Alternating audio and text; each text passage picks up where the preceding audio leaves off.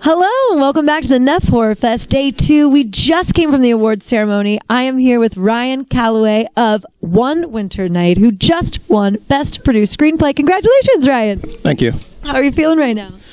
Good. Excited. Wasn't quite expecting this when I first submitted to the festival, so it's cool to, it's cool. Well, that's incredible. We like surprise and delight here at NEFF Horror Fest. So tell us a little bit about your film.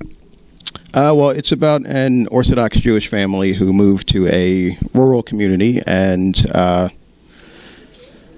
terrible at describing my own stories, but basically moving to a haunted house, and there's a lot of crazy things going on. Amazing. So what inspired you to write this screenplay? There's a few things. In part, some of the stories based on a novel I had published about 11 years ago called The Early Harvest, but also when I moved to Monmouth County a few years back, I guess became enamored with the Orthodox Jewish community there. I worked in Lakewood for a few years, and there's a big, segment of them there, and became friends with some from that community, and I just thought that it would make an interesting horror movie to take someone from that, such a tight-knit group and move them outside of that, because a lot of horror is about isolation, so I thought, what better than that? Yeah. Well, how amazing to be able to draw from your own experiences and things that you've been surrounded by. And also, I don't think we see a ton of horror films with Orthodox Jewish families. So that's pretty interesting that you dove into something so different. Yes. And when I was first doing my research, there's there's a handful of movies out there that do have Orthodox Jewish characters, but I don't think they necessarily portray them in a way that they would appreciate.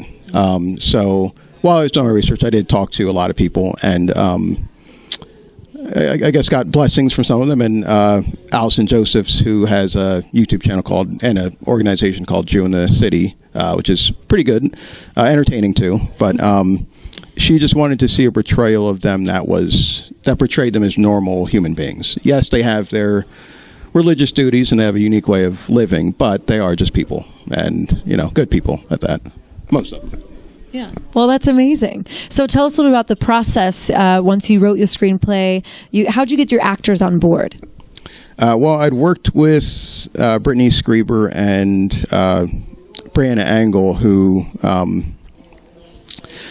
she had auditioned for a project, made an impression, didn't get that part because she wasn't quite right for it. But, she's a great actress and a wonderful person, too. So I wrote it in part with them in mind. So casting Brianna Angle's little sister, that was really the only early casting that we did. Then I took a break from that script. I wanted to take more time to build more of a budget and also work on the story a bit. So then we got back to it and just held auditions, and everyone else filed in, and I was very happy with the cast that we ended up with. I think everyone did a wonderful job, and I wish they could be here too, but not everyone could make it today. Yeah, well, that's incredible. And what's next for this film?